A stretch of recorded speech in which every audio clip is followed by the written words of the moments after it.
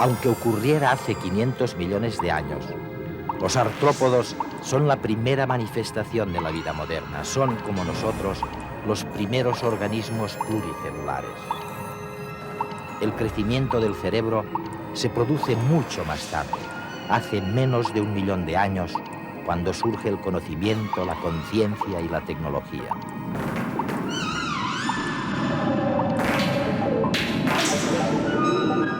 No sean ustedes chauvinistas, ¿eh? No se crean que realmente estamos en la era de los mamíferos. Estamos, les decía el profesor norteamericano Stephen Gould a sus alumnos, estamos realmente en la era de los artrópodos que empezó hace 500 millones de años. Y para aprender a veces hay que desaprender algunas cosas. De eso hablaremos también con el cineasta más innovador, el director de cine británico, Peter Greenaway. Jordi, bienvenido a Redes, y Victoria. Vamos a ver, cuando uno mira un poquito estas cosas, ¿no?, tiene la impresión de que realmente en la historia, bueno, digamos, no en la historia de la Tierra, pero en la historia de los últimos 1000 o 2000 años, solo ha habido dos cosas realmente importantes. Una, esta historia de los artrópodos que veíamos ahora, ¿no?, la vida moderna, la vida pluricelular. Y luego pasan cantidad de cosas, pero realmente lo más importante es que hace 200 o 300 mil años, cuando el cerebro, ¿no?, se dispara, el conocimiento. Y realmente estos serían los dos grandes hitos de la historia de la evolución de la vida. ¿Lo ves así o es una exageración? Bueno, yo creo que la evolución del cerebro aparece muy lejos. Posiblemente en los mamíferos ya tenemos unos cerebros complejos y aparece una cantidad de neocórtex, o sea que yo creo que tenemos que situar el origen de un cerebro complejo a 500 millones de años como mínimo. Ahora bien, este cerebro ha adquirido un tamaño extraordinario y una capacidad extraordinaria de procesar información, yo creo básicamente a partir de los primates. ¿Por qué los primates? ¿Hace cuánto? ¿Hace 2 millones? No, hace quizá unos 300 millones de años. Fíjate. Los primeros primates empezaron ya a vivir en los árboles, en un mundo tridimensional. Esto requiere muchas áreas especializadas en el cerebro, requiere una coordinación entre manos y ojos, entre capacidad muscular de salto y llegar a unas ramas que no se van a romper, requiere el conocimiento de un mundo tridimensional. Esto. A fin de cuentas, nosotros como humanos seguimos viviendo en este mundo tridimensional. La ciencia, nuestros conocimientos se mueven en estos parámetros, arriba y abajo, a derecha y a izquierda. Esto continúa hoy en día. La matemática es la expresión más fehaciente de esto, que en cierta manera es un recuerdo de nuestro origen humilde en los árboles. Realmente, dices, hasta la forma de nuestros ojos, vamos, de nuestra mirada, de nuestro andar y desde luego del cerebro, se origina en los árboles, en ¿no? Los árboles, y hay todo un proceso de adaptación a la vida arborícola. Los ojos emigran de los lados hacia un plano horizontal, al objeto de que los ojos vean el mismo objeto desde un ángulo un poco distinto, lo que es lo que produce la visión en relieve. Y desde el comienzo, Jordi, seguramente éramos unos animales muy generalistas, ¿no?, muy interesados por todo, comían de todo. No somos muy especializados, ¿no?, salvo tal vez en la historia del conocimiento, ¿no? Continuamos siendo muy generalistas, nuestras manos son muy generalistas, nuestros pies también, ahora bien, nuestro cerebro no. Exacto. Nosotros hemos especializado un órgano, que es el cerebro, y nosotros somos un cerebro con un organismo, en cierta manera, poco importante, que lleva este cerebro. Victoria, este cerebro nos ayuda a crear dos tipos de culturas, ¿no?, si se pueden diferenciar las culturas. Una, digamos, bueno, la que se está disparando hacia la inteligencia artificial, la tecnología y todo lo que quieras. Y luego la cultura que nos ayuda a mantener lo pasado, ¿no? Sí. ¿No? O sea, y tú eres una gran especialista, además, de este conocimiento referido. Sí, del mundo del pasado, aunque me muevo en épocas muy de corta duración frente a las tuyas. Yo me pierdo en esas dimensiones temporales de las que hablabas antes. Pero al hablar del cerebro he recordado justo en ese momento, en la cultura céltica, la costumbre que existía de enterrar la cabeza del muerto. Se decapitaba al hombre y se enterraba la cabeza, concibiendo que en la cabeza estaba guardada toda la energía, toda la fuerza espiritual del hombre. Me acuerdo de un rey celta, Bran el Bendito, que ordenó que enterraran su cabeza una vez hubo muerto y que su cabeza haría que la isla de Bretaña no fuera atacada por los invasores, porque sería la gran defensa y la protección contra los enemigos invasores. Tenías razón, ¿no? Yo Tenías creo que razón. sí. ¿Sabes que tenemos en Madrid, al otro lado del ordenador, a Julio Trebolle, ¿no? Julio Trebolle, es sí. un semitista o biblista, ¿no? Un especialista en, bueno, en las escrituras antiguas, ¿no? Julio, vamos a ver, ¿cuándo, en esta perspectiva geológica, ¿no?, del tiempo de que nos habla Jordi, ¿cuándo crees tú que el hombre tiene esta capacidad de trasladar las imágenes cerebrales blanco sobre negro en escritura? Sí, es ya más en una perspectiva histórica. Hacia el año 3500 a.C.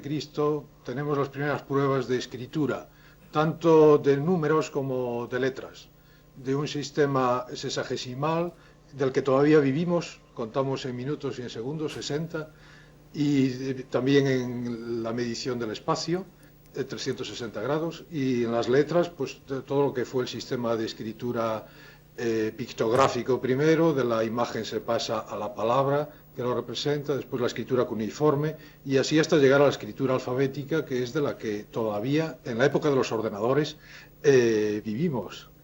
Julio, ¿y tú crees que esto está en la base, es una de las componentes de que el cerebro se haya disparado, vamos, de que la cultura se haya acumulado a estos ritmos tan vertiginosos de ahora?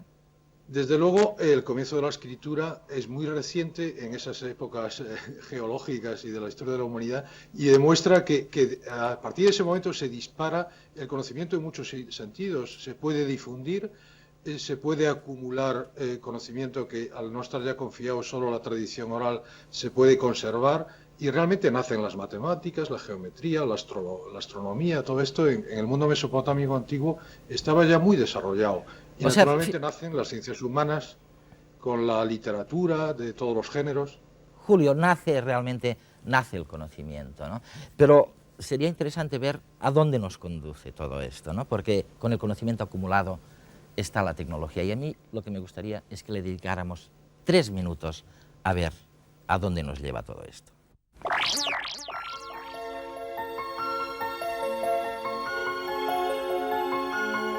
Hay una máxima científica que asegura que todo lo que las leyes de la naturaleza no prohíben se realiza un día u otro en el universo.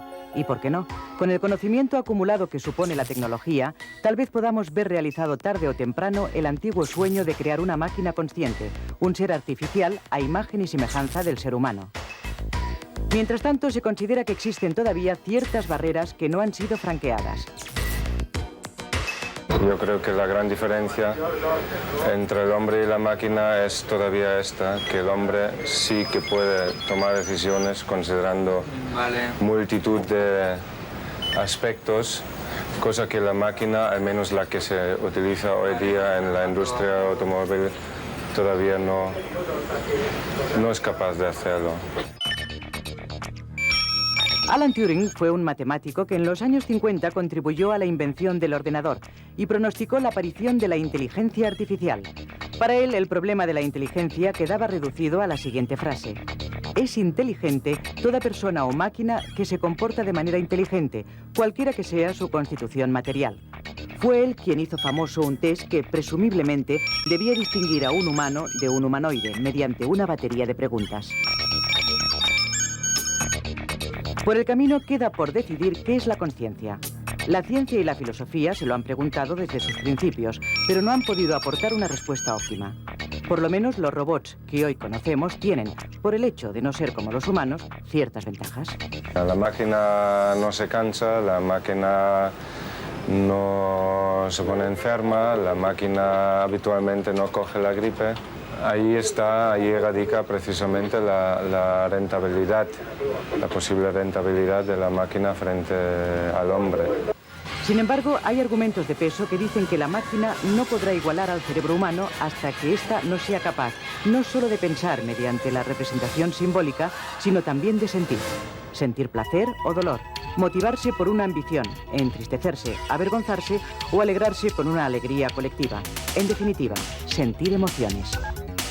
Los dos elementos esenciales que determinan por ahora la potencia de un ordenador son la rapidez del tratamiento de la información y la cantidad de información que puede almacenar. Si observamos al microscopio una parte de nuestro cerebro, el córtex, sede de las facultades mentales de la motricidad, hallaremos 3.000 millones de neuronas y la rapidez de los influjos nerviosos que la recorre es del orden de 30 metros por segundo. Estas cifras quedan lejos todavía de la potencia de los ordenadores actuales. Sin embargo, recientemente en el ámbito de la física cuántica se ha hecho un descubrimiento. Se trata de un imán microscópico del tamaño de una molécula, derivado de una sustancia cristalina, el acetato de manganeso. Este imán podría almacenar cientos de gigabytes de datos y esta capacidad de almacenamiento sería miles de millones más densa que la de los supercomputadores de hoy. Además, ello podría significar el primer paso para la creación del ordenador cuántico, que procesaría operaciones a velocidades parecidas a las del cerebro humano. Por otro lado, en el Instituto Tecnológico de Massachusetts se está trabajando desde hace tiempo en la llamada informática afectiva. Ya se han desarrollado prototipos del tamaño de un pin, capaces de detectar nuestro estado de ánimo a partir de la tensión muscular o de la presión de nuestros pies. En un futuro, estos microordenadores portátiles, emocionalmente inteligentes, podrán sernos de ayuda incluso en nuestras relaciones sociales. A esto nos lleva el desarrollo del conocimiento, Victoria, o nos lleva también a otras cosas. Bueno, es bonito ver cómo ya un gran pensador como fue Dante planteó ya en la Divina Comedia que el conocimiento podía ser tremendamente destructivo. El conocimiento basado en la curiosidad, y entonces habló de un Ulises que naufragaba y no regresaba nunca a Ítaca, sino que moría en el intento excesivo del conocer desmesurado.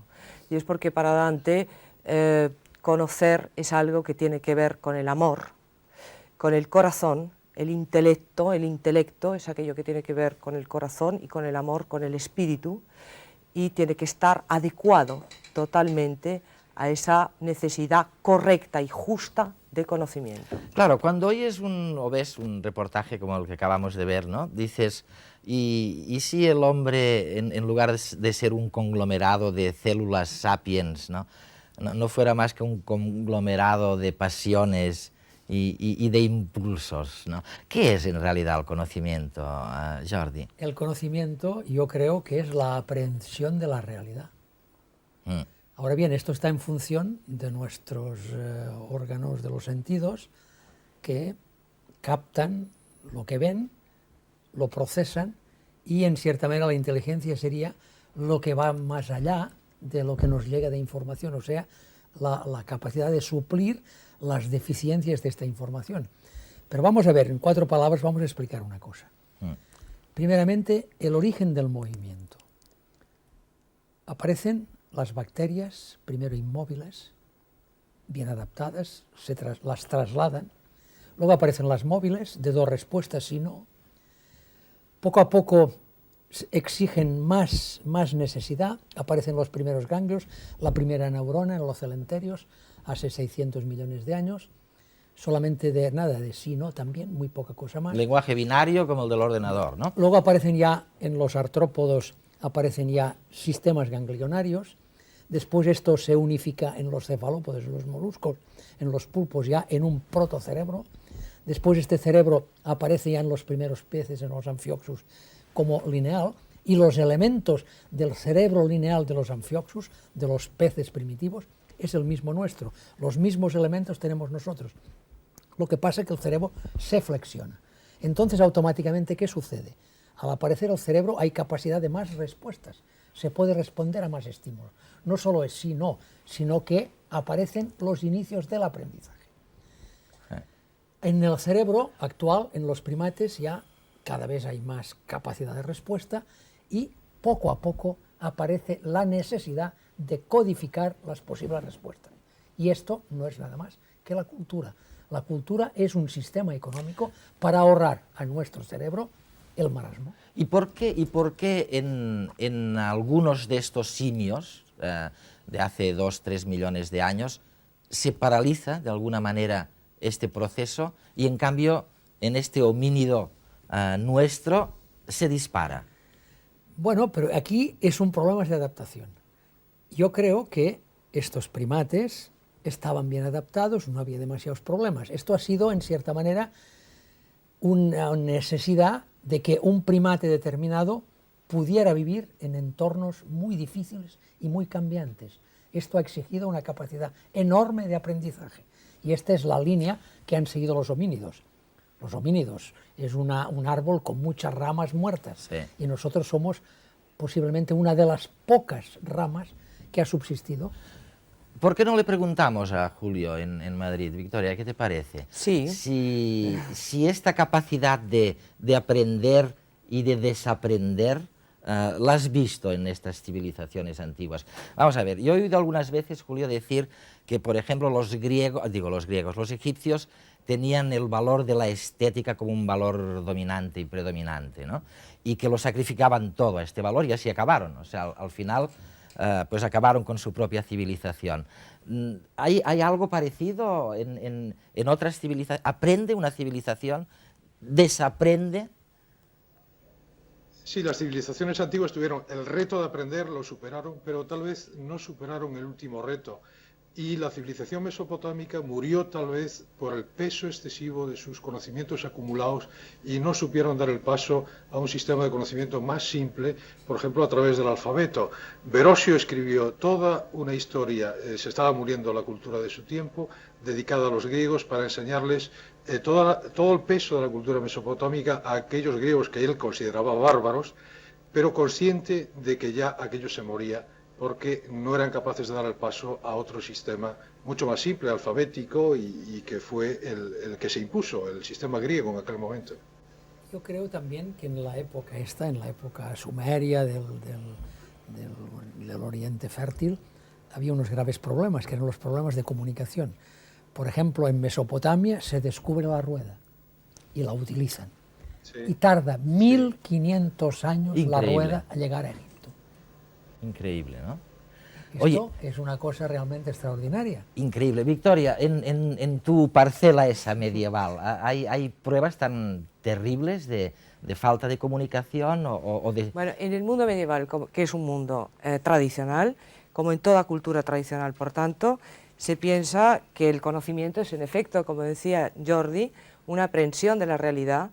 Lo que pasa es que en una cultura tradicional, y creo que de ella debemos aprender también todos, ahora en el siglo XX, esa realidad no es el mundo, en principio, sino que es una cuarta dimensión, casi podríamos decir, esa realidad es Dios. Como decía un historiador de las religiones, lo sagrado es un exceso de realidad. Y el conocimiento, por ejemplo, una cultura tradicional, va orientada hacia el conocimiento de ese otro mundo que es justamente donde está la auténtica realidad, porque como consideraban los indios, el mundo es una ilusión. Un antropólogo, no digo materialista, pero un antropólogo de pies en la tierra como tú, ¿está de acuerdo con lo que está diciendo? Estoy muy de acuerdo en esto. Victoria, sí. Es una visión idealista. Oye, ¿sabéis, Del cosmos ¿sabéis también. de alguien? Yo no sé si ustedes conocen una película que se llama El contrato del dibujante. Bueno, si no la han visto, véanla, porque realmente verán por dónde va el cine, ¿no? Lo que es el cine del futuro. Su director, Peter Greenaway, es una persona que, bueno, hablando de cine, pero hablando también de otras cosas, está convencido de que hay que desaprender, de que hay que olvidar muchas cosas antes de poder acumular nuevos conocimientos, y hemos hablado con él. Todos los grandes creadores han utilizado siempre la tecnología de su tiempo.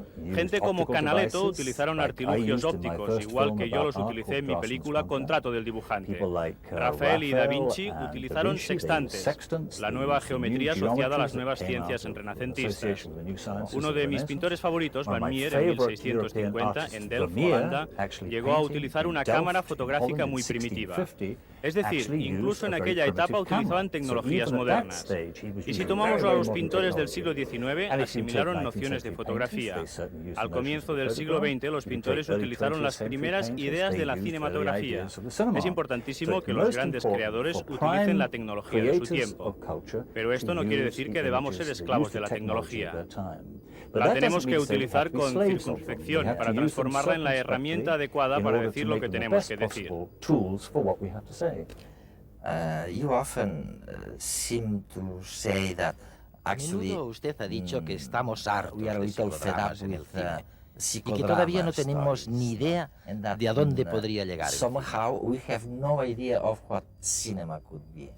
The notion of what I would call the Casablanca syndrome, the classic movie with La noción de lo que yo llamo el síndrome de Casablanca, la película clásica con un comienzo, algo en medio y el final, simples cronologías con estructuras copiadas de la novela del siglo XIX, con un contenido psicodramático referido a la historia del psicodrama.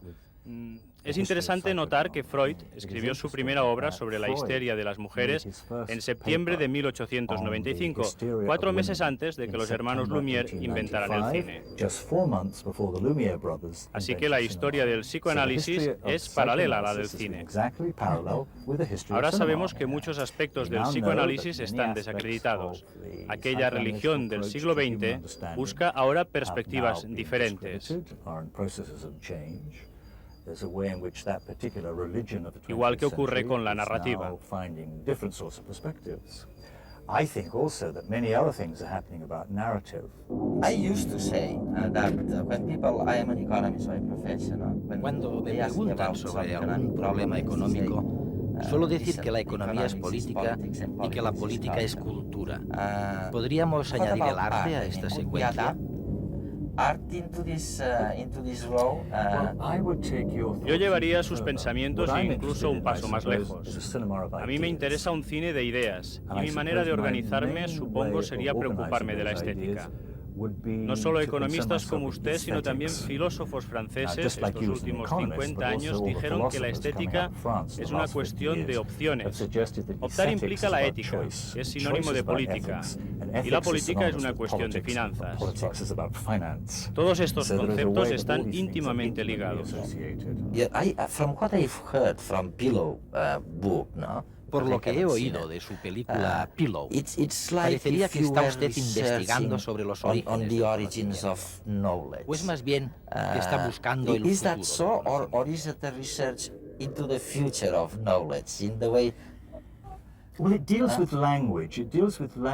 Trato del lenguaje en un sentido oral y visual. Me tiene muy inquieto el fenómeno que se da en Occidente. Tenemos dos tipos de cultura. Una literaria con escritores que se basan en textos y tenemos otra cultura de imágenes que hacen los pintores. En Inglaterra no se encuentran unos con otros. Uno pensaría que en el cine podían compenetrarse, pero seguimos teniendo un cine que fundamentalmente es de textos, un cine literario. Tanto si se trata de Scorsese como de Spielberg o Tarantino, antes de nada hace falta un texto, antes de poder tener imágenes. Y yo no creo que el cine existe simplemente para servir al mundo editorial. Hará falta un cine fundamentado mucho más en la imagen y no en los escritores. Un cine que sea cine. Peter Greenaway, Julio, en Madrid, seguro que te interesa esta nueva película suya, Pillow, ¿no? Porque hacen caligrafía sobre cuerpos humanos de mujer. Jordi, hemos agotado, no tenemos ni 10 segundos para despedirnos, pero yo no me puedo ir sin preguntarte una última cosa. ¿Los chimpancés son tan distintos unos de otros como somos las personas? Somos tan distintos o quizá más. Hay chimpancés que saben hacer unas cosas, otros, chimpancés, digamos, listos y chimpancés, digamos, tontos. Hay chimpancés que son inventores, descubridores de cosas, y otros que son simplemente adaptadores, y algunos no tienen capacidad de aprenderlo. Bueno, hemos llegado al final. La semana que viene, el jueves de la semana que viene, hablaremos, es 1 de mayo, no podíamos no hablar del futuro de los sindicatos y si tienen futuro. Hasta entonces, muy buen fin de semana y a vosotros. Victoria, Julio, Jordi, mil gracias por estar en redes.